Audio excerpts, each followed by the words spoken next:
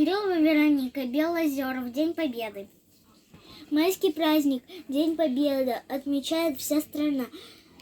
Надевают наши деды боевые ордена. Их с утра зовет дорога на торжественный парад.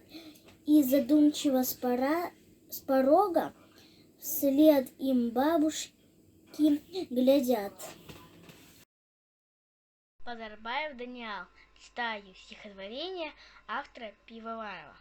На радио. Письмо я старался писать без помарок. Пожалуйста, сделайте деду подарок. Был долго в пути музыкальный привет.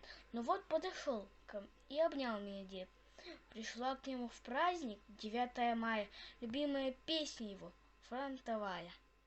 Бухарбаев Айдар. Стихотворение С. Пивоварова. Старый снимок. Фотоснимок на стене, в доме памяти виднее. Димки дед на это фото, с автоматом возле тута. Перевязана рука, улыбается слегка.